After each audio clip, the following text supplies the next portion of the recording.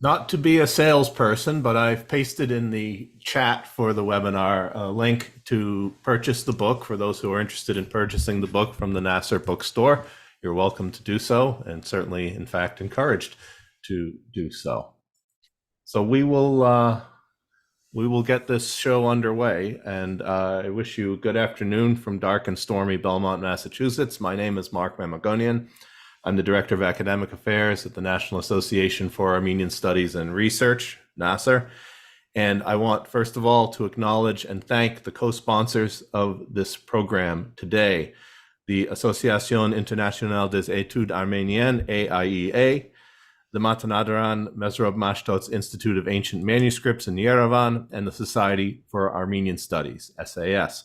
We thank them for partnering with NAASR on this event as well as many other events. And it's really a pleasure for me to be giving these welcoming remarks on behalf of some of the leading Armenian studies organizations in the world, each of which wants and needs your interest and support. And I encourage you to find out how to provide that support, become a member, make a contribution, follow the programs of these organizations. It's all on the internet. It's wonderful. Let me just briefly introduce our speakers, and then we'll get this underway. Our speakers today are Christina Maranci, who is the Mashtots Professor of Armenian Studies at Harvard University, where she is appointed in both the departments of Near Eastern Languages and Civilizations, as well as the History of Art and Architecture. Christina is the author of 4 books and over 100 articles and essays on medieval Armenian art and architecture, including The Art of Armenia, 2018. Her 2015 monograph, Vigilant Powers, 3 Churches of Early Medieval Armenia, won the Karen Gould Prize for Art History from the Medieval Academy of America, as well as the Sona Aronian Prize for Best Armenian Studies monograph from NAASR. Christina is co-founder of East of Byzantium, a workshop and lecture series designed to support doctoral students working on the Christian East. Michael Stone is Professor Emeritus of Armenian Studies and of Comparative Religion at the Hebrew University of Jerusalem. He gave his first talk for NAASR at the 1964 International Conference on Armenian Linguistics, I believe when he was still a doctoral student, and he has been very busy in the 60 years since then. His academic activities have been devoted to 2 different disciplines, Jewish literature and thought in the period of the Second Temple, including the Dead Sea Scrolls, and Armenian studies. He's also a poet, I should mention. I could spend the rest of our time today reading the titles of his publications as author, co-author, or editor, at least those that I can pronounce, but I will limit it to the following selection. The Testament of Levi, a first study of the Armenian manuscripts of the Testaments of the 12 Patriarchs in the Convent of St. James, Jerusalem, 1969. Armenian Inscriptions from the Sinai, 1983. A History of the Literature of Adam and Eve, 1992. A Concordance of the Armenian Apocryphal Adam Books, 2001. Adam's Contract with Satan, 2002. The Armenians in Jerusalem and the Holy Land, 2002. And Jews in Ancient and Medieval Armenia, 2022. A very fragmentary list. Professors Maranci and Stone are the authors of Armenian Manuscripts in the David and Jemima Jeselsohn collection, which is devoted to the 5 Armenian codices in the collection, this collection in Zurich, of great importance for Armenian studies and the history of art more generally. They represent various literary types, including biblical, hagiographic, homiletic, and liturgical texts. They also reflect an array of visual and artisanal traditions connected to artistic centers in the Armenian Kingdom of Cilicia, Constantinople, and New Julfa, and they span a period of over 300 years. In broad strokes today, Michael will cover the texts and Christina the art in reflection of the book. I would first like to read, in his absence, Dr. David Jeselsohn's foreword, which helps set the scene, and then we will turn to Christina and Michael. I had the book helpfully open to the right page and then lost it. Okay. He writes, The David and Jemima Jeselsohn collection of books and manuscripts consists of manuscripts and books dating from the Middle Ages up to the present time. The main subdivisions are Hebrew manuscripts, Hebrew incunabula, Hebrew early prints and travel diaries with descriptions of Palestine. Other languages are also represented, including Samaritan, Aramaic, Syriac, Arabic, Greek, and Latin, most if not all related to Judaism and Palestine. But the manuscripts in Armenian presented in this book are a subdivision which was not planned from the beginning. It was rather fortuitous. In 2008, I was offered 2 beautiful large manuscript folios on vellum of a Machzor, a Jewish prayer book, which I hope I'm pronouncing correctly, from Austria, dated circa 1360 CE. They originated from the collection of Anton C. Schadlinger, professor of Turkology and Islamic Studies at the University of Vienna. In the same collection was also a vellum manuscript folio of the opening of the Gospel of John in Armenian.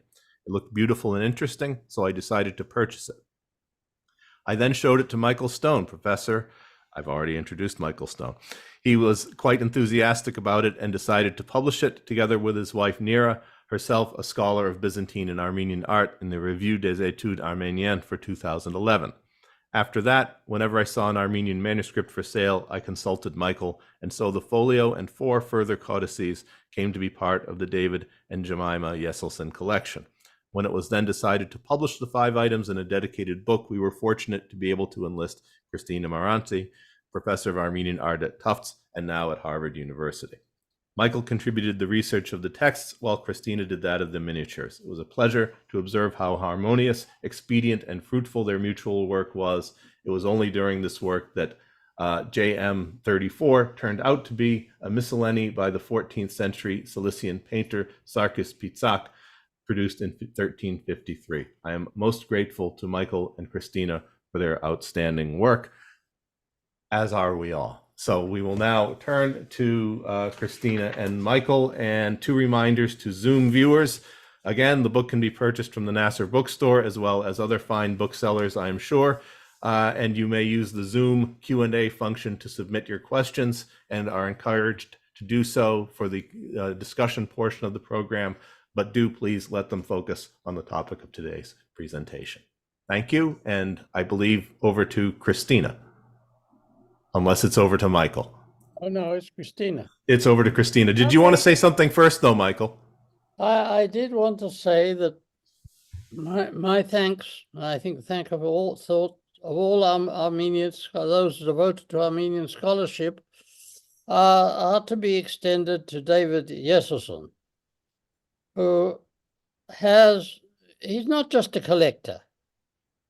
He understands what he's collecting.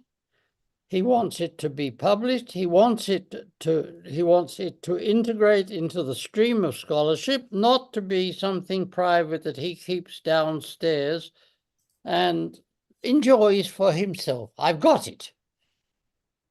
He sees a role in bringing together materials that are scattered and opening them to scholars, and he not only invited me and Christina to do this work, but he also produced this extraordinary book, which he himself subsidized through Hebrew University Magnus Press, I might add. So you're helping the Hebrew University Press, moreover, by selling them. But that a lot of people collect things and they're theirs. They want them aside. But for scholars, the making public of the objects, for the people, for the Armenian nation, this is extremely important. And have it locked up somewhere in someone's basement so they can feel happy. I own it. Doesn't take you. Being grown up and paying for scholars, we got no wages, but paying our expenses. And I was there for a week or 2. And so that's unusual. To put it lightly. I could tell you other stories about collectors. So Dr. Jeselsohn is to be congratulated, I think, on his sense of public responsibility. And thank you, David. Yeah. Thank you. Thank you from me too. This was an extraordinary experience, and I want to thank Michael for giving me the master class in manuscript study that I never had. I don't know what my grade was, but I learned so much working with you, Michael. And it was a pleasure. It was, you know, all this, but it was an honor. And I could pinch myself that I had the opportunity to work with you. So thank you. With that, I think I will share my screen and sort of give a bit of a sense overall of the art historical dimensions of this. So let me just go here, and let me go here, and then let me go to my slideshow, play from start. Okay, so this is the cover, which doesn't tell you much, but anyway, that's the cover. The most exciting thing that we found was that a manuscript sold at Sotheby's as a 16th century manuscript from a fictitious place called Sopt is in fact a Sarkis Pitzak manuscript. And so one of the really exciting things about the book was exploring it for its texts, for its images, and for its ivory. So I'm just giving you here a sense. The highlighted images are from this manuscript. These are marginal bust images of various saints and church fathers. And then next to those, you have securely attributed Sarkis Pitzak marginal images, just to give you a sense that there's really no question this belongs to the oeuvre of Sarkis Pitzak, and it's one of his last works. And I think Michael will perhaps talk about the colophon, so I won't, but that really makes it clear that's who we're talking about. So this became a very exciting project because of that. And I think that we both had a lot of fun working on this and making discoveries one by one. One of the interesting things, though, one of the kind of ramifications of this discovery was a kind of ongoing question or project about the ivory plaque that is situated in the cover, the front cover.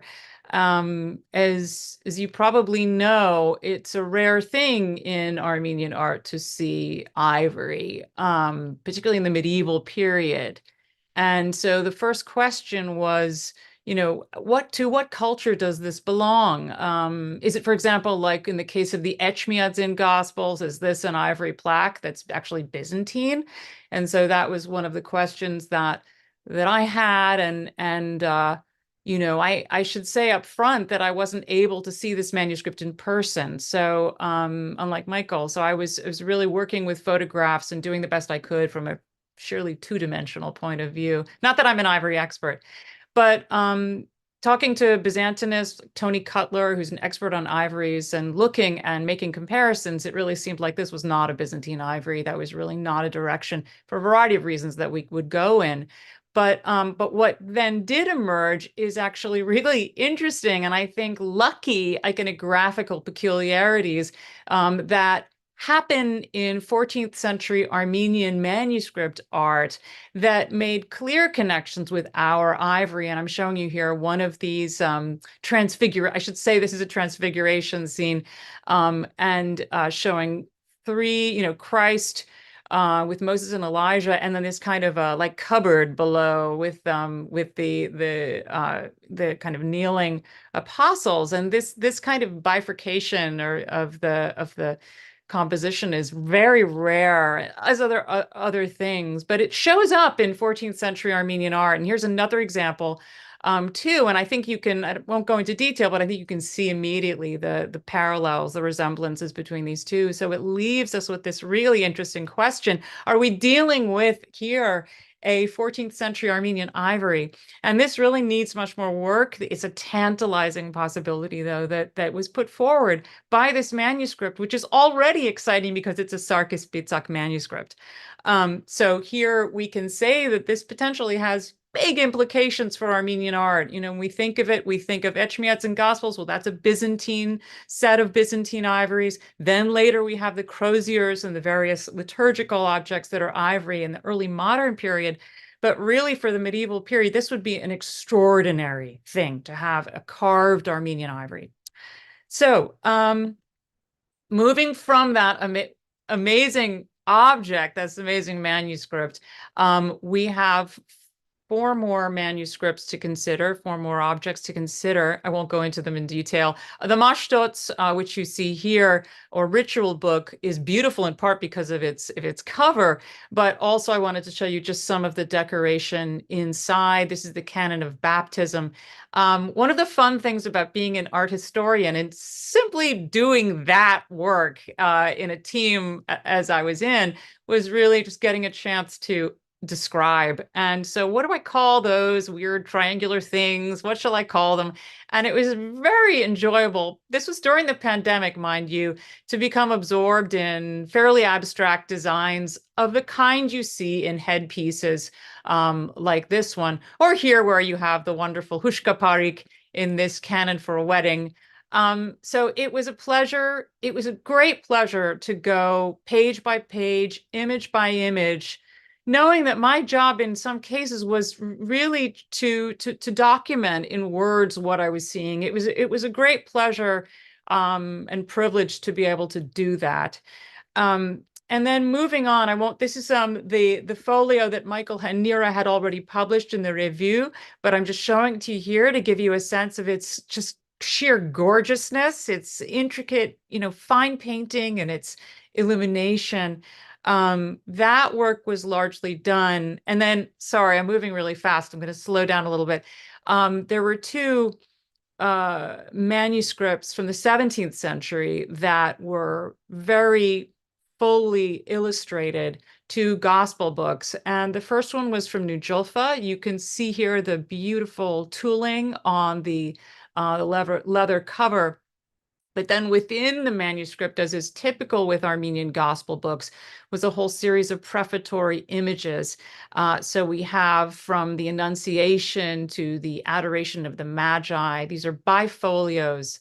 Another wonderful thing about working on this project was getting a chance to work on a whole manuscript, not just select images, of, let's say, the Transfiguration, but the whole thing, and really watch how images and subjects and figures kind of flowed from one image to the next, and how images across an opening might talk to each other, just as they would have perhaps for for those who first read and used these books. So that we, as art historians, we tend to kind of compartmentalize our work, dealing with iconography or things like that. But here it was wonderful to be able to work with the whole book and the kind of whole pictorial kind of narrative that was unfolding. Just a few more images from this first set of prefatory pages of the New Julfa Gospels. One of the things I did, which was really fun because these are hardly or not at all published, was say, well, what was their context? What can I say about connections in terms of the style and iconography? How can the colophon help us understand place of production? And who might this artist have been? So some of the interesting work was really finding, as best I could, the closest comparands for these works, and then make some kind of a speculation on a circle of painters that produced these manuscripts. So that was something that and here I know we're going to speak about collections a little bit. It was incredibly helpful to have digitized collections like those you find in Berlin or the British Library or others, and I was able to make use of those to kind of collect comparands and try to make the best case parallel, the best parallels I could. So just a few more pages. And here you can see another transfiguration, very different from the one we saw in the ivory plaque. And so this manuscript, the New Julfa manuscript, also has these gorgeous canon tables, which you see here. For me, what's interesting is that they feel like they're in a very different style than the prefatory images, but I think that's just my own. I think that's something about the mode of painting canon tables in Armenian manuscripts. But this was so much fun, as in the case of the other manuscripts, to take my time and to describe, and all the birds, for example. And then one of the pages, in this case, St. Mark, one of the openings, in this case, St. Mark, showing the evangelist portrait and the incipit and the headpiece, just to give you, again, a sense of the quality of the manuscripts, quality of the painting that I was dealing with and really enjoying. And now I just want to, and then also, in addition, it was wonderful to work with the marginal ornaments. And this is where I had a lot of fun looking at the narratives unfolding in the gospel and looking at what was made into, what was made into an image. In this case, this wonderful flaming chalice. I hope this gives you a sense, and maybe the pictures too, of just that each of these is a world, and it's so exciting to be able to work with someone like Michael, who's such a master of working on manuscripts in total, and then having the privilege of working on the images and the art historical dimensions was wonderful. So now I want to turn to probably my second favorite manuscript in this collection, and that's the Constantinople manuscript. I'm fairly sure it's Constantinople. I think you'll agree with me, from the late 17th century. And this manuscript is, I love, it's again got these wonderful prefatory images of Gabriel, the Annunciation, again, the Adoration of the Magi. So same subject, same sort of cycle, but a completely different sort of rendering, a completely different mood. I love how plump everyone is in this manuscript, from Gabriel to the Virgin, even to the Magi. So this, again, it was tremendously rewarding to take my time to do the stylistic analysis and the iconographic analysis that we do as art historians with this manuscript. I happen to love the sort of Constantinopolitan 17th century manuscripts, and this is such a beautiful example, also richly illuminated. Another detail. So this is just a comparison, the kinds of comparisons I did working in this case on the left. I think this is from Berlin. But looking at, what is the kind of iconographical family in which this, in which the manuscript lives, and what are its comparands? And it took a lot of time, but it was incredibly fun. And then I think this is getting close to the end. Not sure what time it is, but for those of you who were at the Treasures in Heaven exhibition or have the catalog, you might look at the image on the right. This is the Last Supper, and it might just make you think of something. And when I first got this, the set of images to study with and to work on, I couldn't help thinking, I know I've seen this image before. I know I have, and it made me crazy until I found my Treasures in Heaven catalog, and indeed, it's that page. So this is an interesting case where we can see that this manuscript was sold. It was lived in Manhasset before David bought it, and but it's wonderful now to be able to study it and look at it and describe it, and it looks so much better in color too than in black and white. So and then there were the really rich marginal illustrations in this manuscript, and each one was really a kind of a little story unto itself, and they are almost like mini narratives. So it was, again, just a tremendous pleasure. So I think that's all I have. This should give you a sense, hopefully, of the art historical rewards of working on the collection, and I hope I've also conveyed how great it was to work with Michael. So I think I'll stop there, and I'll let him take up the next section. Yes, by all means. Thank you. And Michael, you're muted now and need to unmute. I now am unmuted. Thank you, sir.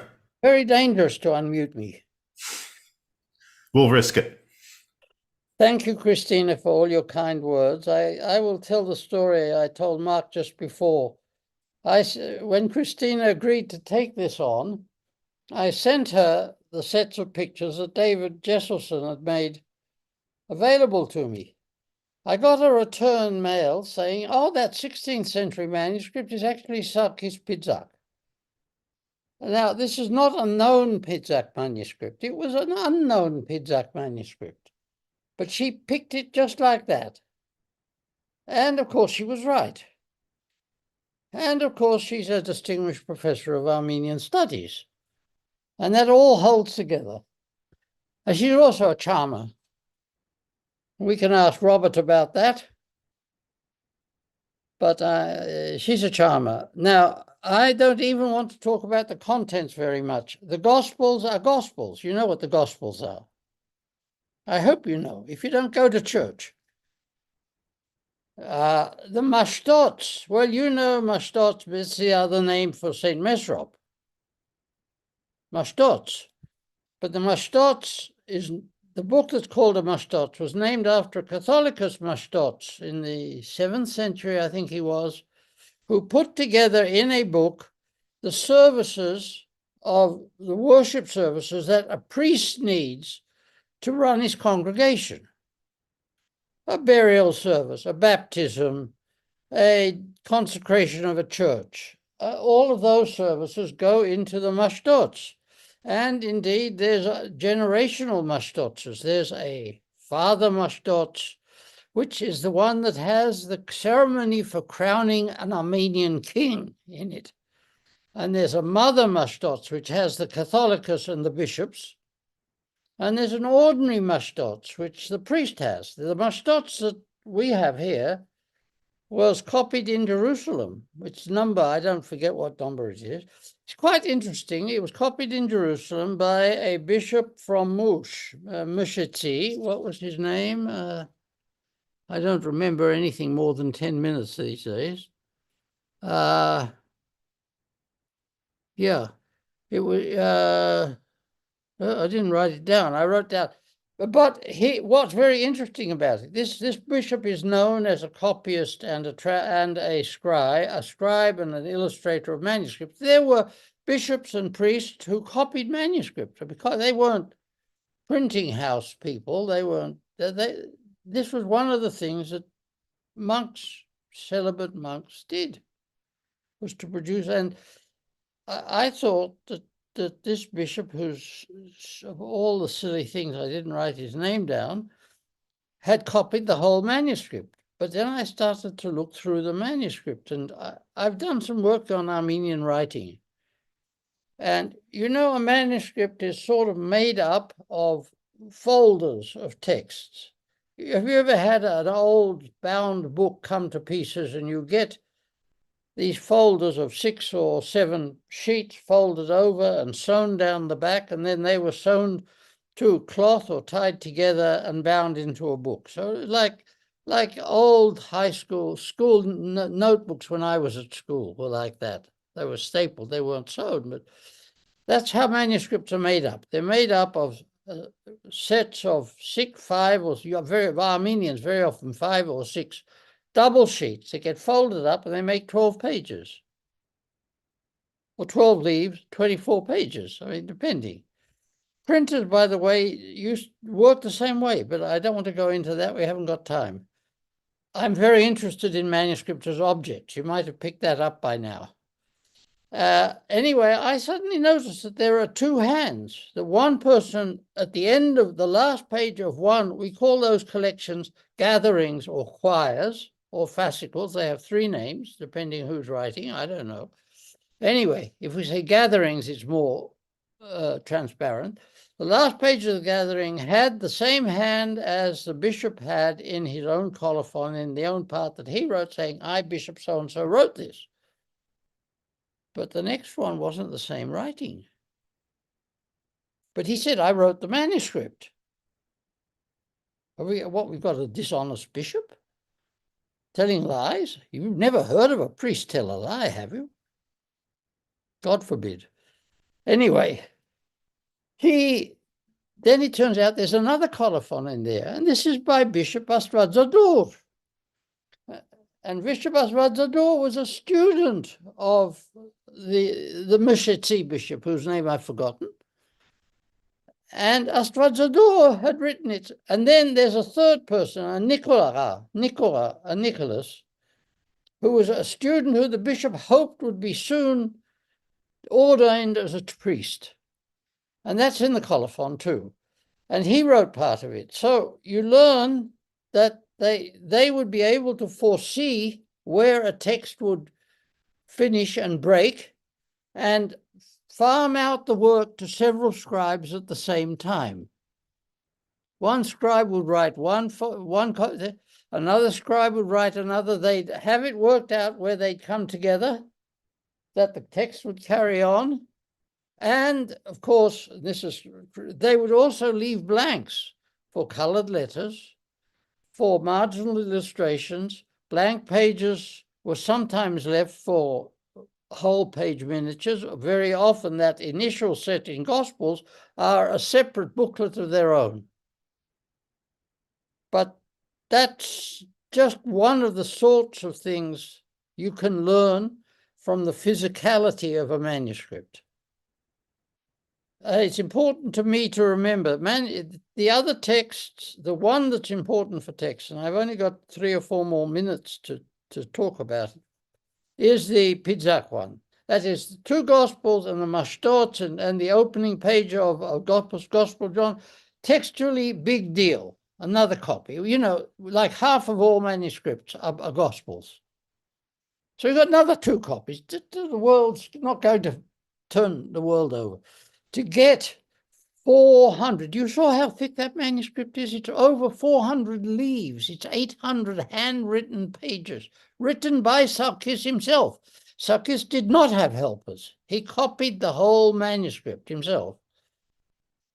And it is full of text, structured by the events of Christ's life and of the calendar of the church and of the gospel stories that show Christ's divinity, starting from the Nativity, going on the Transfiguration, the baptism is in there, and then the Transfiguration, and then I think the descent of the Spirit, and of course the crucifixion. But around those events are apocryphal stories, homilies, stories of martyrs. There's a text I've been working on for many years called The Questions of St. Gregory and the Answers of the Angel about the souls of men, which deals with what happens to the individual soul after you die, as if anyone knows. Well, they knew. The angel told St. Gregory. I mean, we've got to believe that. The oldest copy is that manuscript. I've just had to write a whole article about that, the text of the life of the St. Gregory, the question of St. Gregory from JM34, because that's the oldest copy.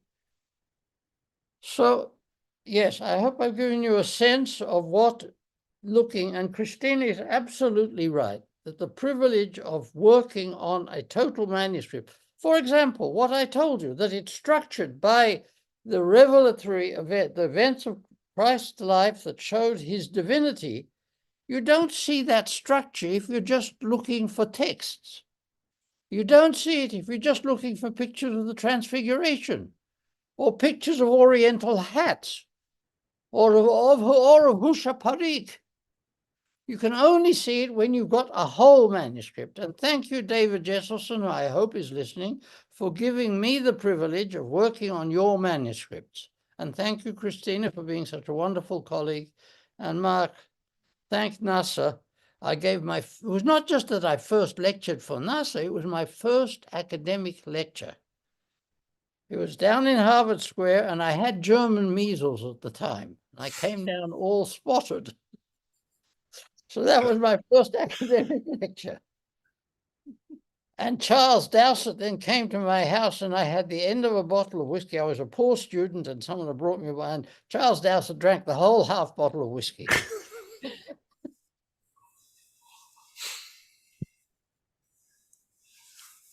Wow. Okay. Well, the truth has finally come out. That's fantastic. Thank you both. And I'm so sorry that neither of you are at all enthusiastic about this project or your work. But thank you anyway. So for the non-specialists, can you, Christina or Michael as well, put in some context what it means that there's suddenly a new Sarkis Pitak manuscript out in the world? I mean, that, what does that really mean? It affects the prices. That's a new standard in the marketplace. Well, the colophon, first of all, so there's so many dimensions to the finding. So one of the reasons we know it's him is because of this beautiful 2-page colophon, and that gives us information about him that we either didn't have or wasn't well attested. So that's number one, just in terms of the biography of this famous artist. And then, as well, dealing with all of these new images. And because we know this is a late Sarkis Pitak, we can sort of put that into the context of his evolution as a painter. Those are some of the, and just to kind of emphasize, this is Sarkis Pitak, right? This is one of the great Cilician painters. So that it means that we are in a position of then needing to account for this evidence in anything we do later on Sarkis Pitak, or potentially on Cilician art, or potentially on Armenian art. So, and some of the images too. So there's a Menologian in the Morgan, which was really useful in making the comparisons with these marginal images. But if I don't want to be held to this, but I think there may be some portraits in our manuscript that aren't in that one. So there may be some images that are, of particular saints, martyrs, people who aren't in that one. That actually may be unique. I can't remember now, but there could be all kinds of iconographic ramifications to this. You through? Yeah. Okay, I just say the colophons are very interesting here. Sarkis in his colophon there, which is a poetic colophon and 2 pages long, mentions always Sion the priest. And Sion the priest was the person, he says, was the Estator, the commissioner, the owner of the manuscript. And you don't quite know what the relationship between Sarkis and Sion are. That's one thing. We also have colophons by Sion. And you should know colophons are notes written by the scribe, both to celebrate himself by saying how miserable a sinner and an unskilled scribe and the very scum of the earth he is, may Christ have mercy on him. And that's a colophon, and they sometimes give us extremely important information. There's a book by my professor, Avedis Sanjan, Armenian colophons in the 15th century, that gives wonderful historical information out of these tales the scribes write about themselves. Well, what's interesting here is this. Sarkis Pitak's manuscript was written after the end of the Crusader kingdoms. But Sion, in his colophons, asks God's grace on Grigor of the Frankish priests. Grigor of the Frankish priests. And I didn't know and Grigor has a wife. So it doesn't mean that Grigor is a Frankish priest, because Frankish is Latin, European. Frankish priests didn't have wives, because all the priesthood in the Latin church, as everyone knows very well, is celibate. And so I rang my colleague, Professor Benjamin Kedar, who's a great expert on the Crusaders and the Crusader kingdoms, and said, Benny, what's this of the Frankish priests? They're finished, they're gone. Oh, he said, this was probably an Armenian who was a servant of the Frankish priests. And when they left, he moved over to NAASR, which was the monastery that Sarkis was at. And he was known as the one who'd come from the Frankish priests. Mm-hmm. But there's just a little vignette coming out of a colophon here of the change when the Crusaders withdrew from Cilicia, when they withdrew eventually just to Cyprus, and then eventually from Cyprus, that was the end of it. So yes, that's very interesting stuff. And there's lots of bits like that. For text, if you get an older text, example, that one I mentioned, the other old one page is very badly damaged. I can't read it. Suddenly the new manuscript gives me an old witness to the damaged page. It's as simple as that. So that answers your question. And it's part of the cultural creativity and heritage of the Armenian people, which is so enormous. And I think our job is to preserve it. And may I tell one more small story? I had an American delegation, I think from the Armenian Assembly, came into my class at the university, and years ago this was now, 20 years ago. I was teaching some medieval topic. And they said to me afterwards, I met with them, and they said, why aren't you teaching about the genocide? That's important.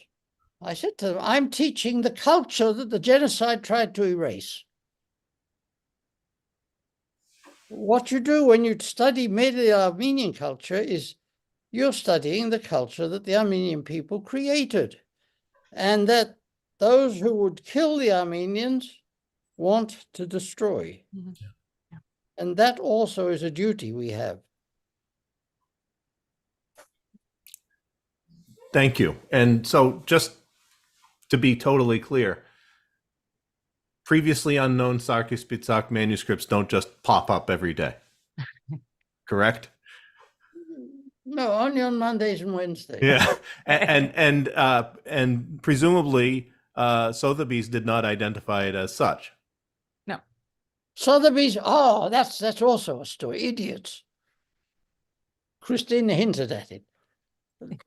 The manuscript was rebound in the 16th century. The second binder didn't have room in the manuscript to write his colophon, so he took a piece of later paper, glued it on the end, and wrote his colophon on it. Not only did the person who catalogued this for Sotheby's, who sold it, not look at the paper and say, this couldn't be original, but he read the paper and he took the second date and said, that's the date of the manuscript. And he couldn't read the word sulb. Yeah.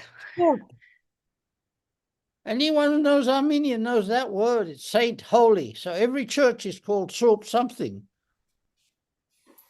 Yeah? And he read, what was it he read? Sopt? Sodp. Yeah, Sodp. So it was an unknown late manuscript from an unknown place, wrongly catalogued by Sotheby's, and I think that probably, it was... Okay, I'll just let you imagine what it's worth now and what it was worth then.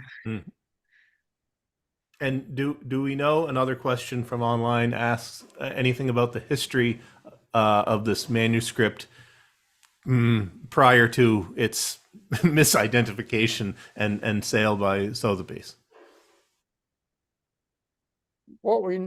Christina? No, I mean, manuscript history, between its second rebinding and Sotheby's, I can't remember offhand where it was or what it did, but it's in the book. It's in the book. What we've done is included history of each manuscript in the book. I'll just take a quick look. Oh, yeah, you can buy the book. That's the book. Yeah, I'll take a look. Can you both of you speak a little bit? Obviously, there are major manuscript repositories for Armenian manuscripts, the Matanadran in Jerusalem and other places. And then there are many, much smaller collections, such as the Jeselsohn collection. How well, broadly speaking, how well documented and how accessible are these smaller collections? Michael, obviously, at the beginning, hinted at the fact that they are certainly not all as accessible as this collection. But can you give an overview of the state of things? No, I can't give an overview because we don't know. Because a lot of collectors don't say. Look, put it this way. Between the big repositories, look, the distinction is not the size of the repository, it's whether it's a public place or not. The important thing is that the manuscripts that are in the public libraries, whether it's in Boston Public Library or it's in the Library of Congress, or it's in Matinadaran with another 13,000 manuscripts. It doesn't matter. It's in a public area. You have access. The problem is access for scholars. How much is there that's in private hands, not made public? Who knows? When I was in the States years ago and used to travel a bit to lecture, everywhere I went, I would ask, do you have any Armenian manuscripts? And you'll be amazed how many... Yeah.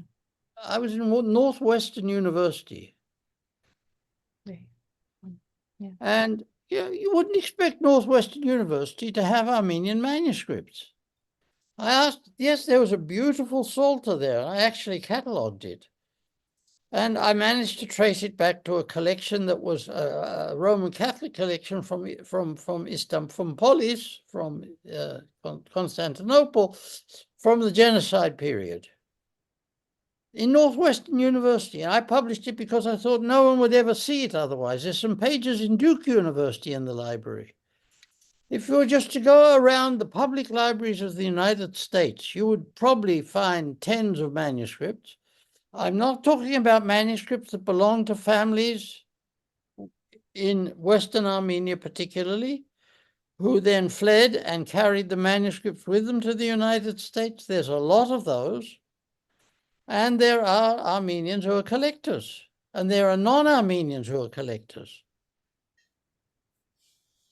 And there are manuscripts, there was a manuscript, someone came to me with a manuscript that they said, I saw in an antiquities shop in Jerusalem, I saw an Armenian manuscript. Persian shop that specialized in Persian antiquities. Mm. It was, yes, there was an Armenian manuscript. I said, get me some sort of details and description, which this person did. They were friendly with the owner. I didn't want to go down. I'm professor of Armenian. That's problematic.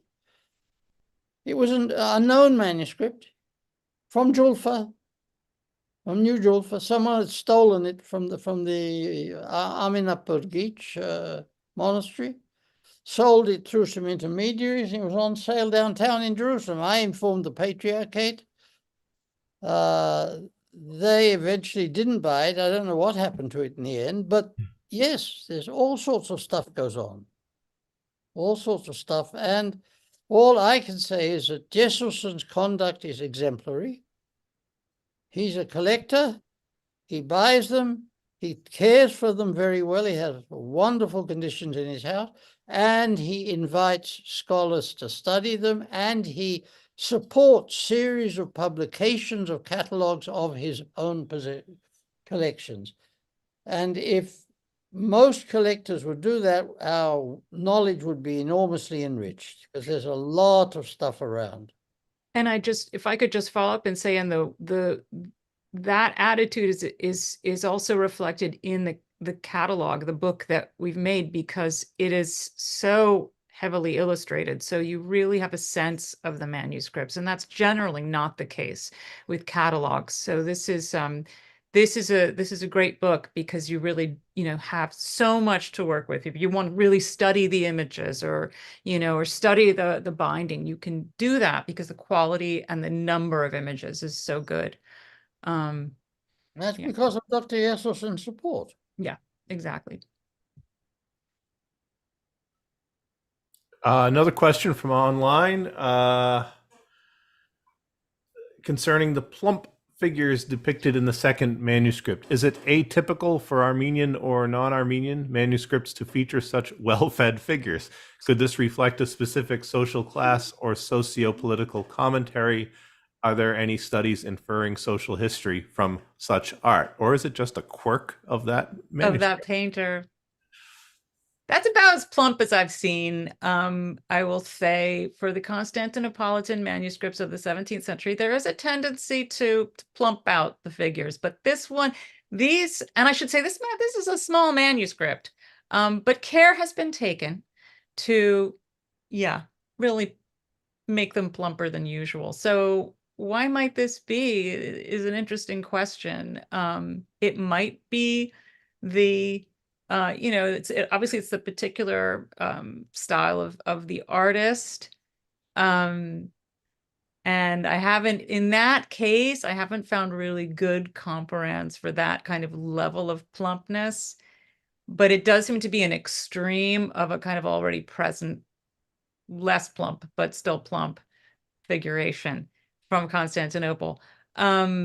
Yeah, where you want to go with that is interesting. I mean, if you want to think about it as something that projects a certain kind of prosperity, or, I mean, you could take that in a number of different social history directions, if you wanted. Or it might be aesthetic, or it might be connected to print, which is very much, print culture and the printed Armenian printed books and European in the European context, because this is the time in the 17th century when we have a lot of European visual ideas. So is it connected to that? I think there are a lot. This is it's a big question. Yeah. But Nothing yeah, I mean, comparable it's in non-Armenian manuscript tradition. this kind of plumpness. I mean, one of the wonderful things about Armenian manuscripts is that we have these 17th century manuscripts. So it's not like I could say, compare it to a Byzantine manuscript, because they're really, that ended. But in terms of what I can think of, this is unusually plump. Okay. I mean, then, maybe you think about Baroque painting. I mean, obviously there are other visual spheres where you get plumpness. I have So, a theory. The yeah. author, when he was very young, the painter, was hungry a lot. It could be, yeah.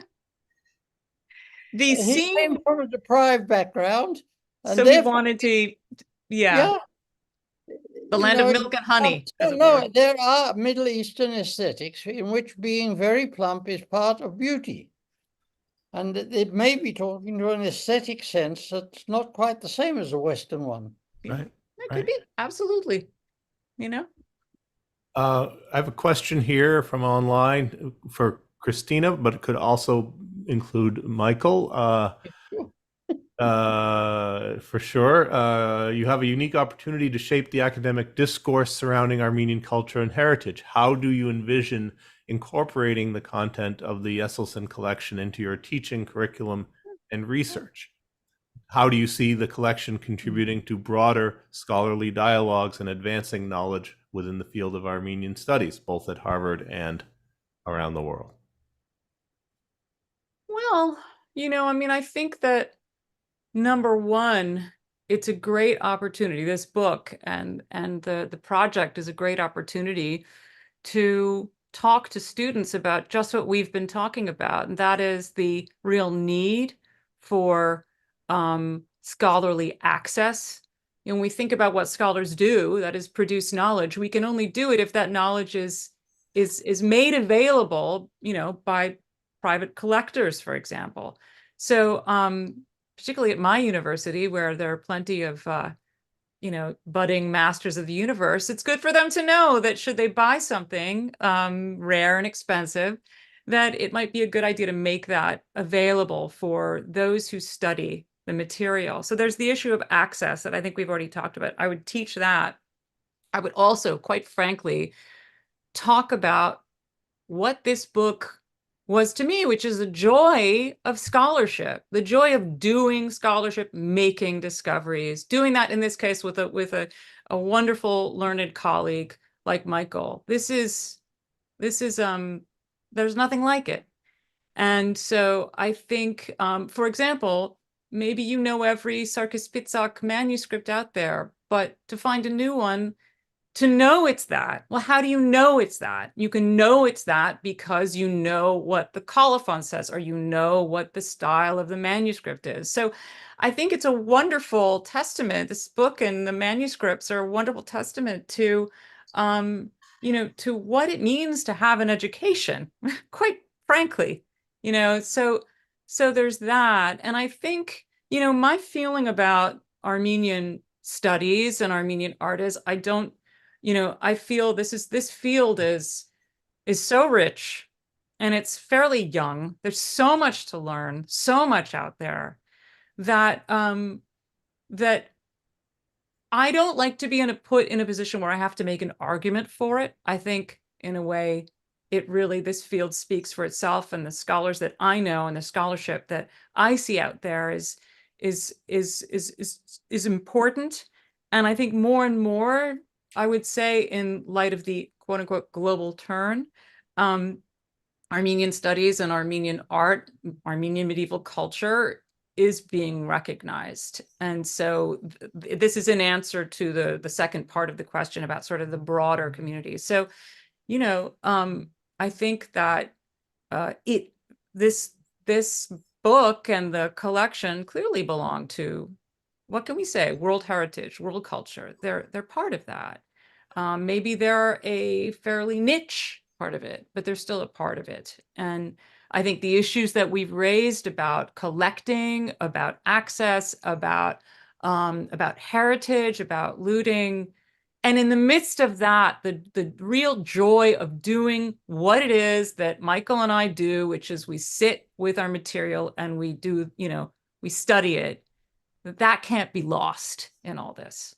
So that was a little sermon, but I wanted to say it. Would you like to say amen, Michael, or add? No, I want to say two short colophons, codas to the thing. One is that this catalog, unfortunately, is incomplete. Now, what do I mean by that? What the vision was, our vision was this.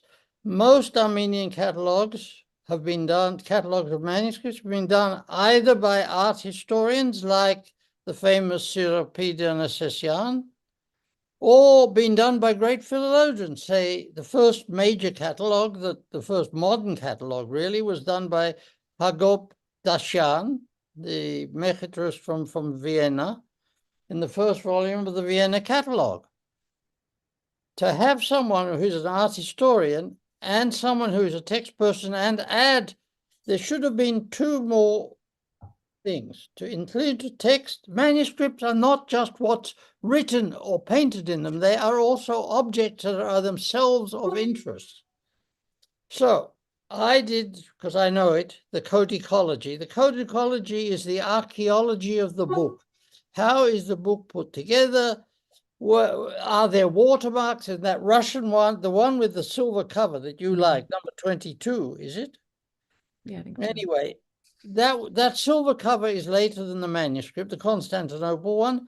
It's from Moscow. We've got the maker's mark. We've got the mark of the supervisor of silver objects from Moscow from the middle of the 19th century. That's also part of what you learn from manuscripts. We couldn't have, because of circumstances, the fourth element. The third element then is codicology, how the pages are put together, the sewing, the binding, all of that, plus the writing itself. These are my end of things. What we don't have is the scientific, the physical, the physics. Mm-hmm. We need the material. It would have been complete as a catalog, for my mind, but unique. It's already unique. There is no other catalog of Armenian manuscripts with that level of detail in both text and that I know, and images. But beyond that, if we had had the the material analysis of the paper, of the ink, what was the ink made of, what are the colors made of, where do they come from? There's a world of things you can learn. What sort of twine was it bound, sewn together with? Where does that come from? Parchment, how was it made? What chemicals were used? Where else do they make that sort of parchment? For example, there's been studies looking at parchment pages showing that Latin manuscripts and Hebrew manuscripts and Armenian manuscripts made in certain places, all were made, the parchment was made by the same workshops. So say you've got a manuscript with no colophons, but you've got a certain chemical structure in the ink, which comes from the river, whatever it is, that could help you place the uncolophon manuscripts. So that we couldn't do. David wanted to do it, but circumstances did not permit it. It's a great pity, because that would have been the sort of cherry on the icing on the cake. But the manuscripts as objects are also something to bear in mind. We also learn an enormous amount about medieval things from the manuscripts as objects. Yeah, I would say that the container is not the thing contained. No, I mean, Michael, you also worked on the flyleaves, which are also fascinating, and the textiles that were used to doubloons, yes. Exactly. Yeah. Exactly so. Everything can give us information, every little detail. Let me then conclude with a comment from online, which I think sums up my feelings as well, and I'm sure those of the rest of the viewers. Your scholarship and passion are so appreciated, both of you. Thank you.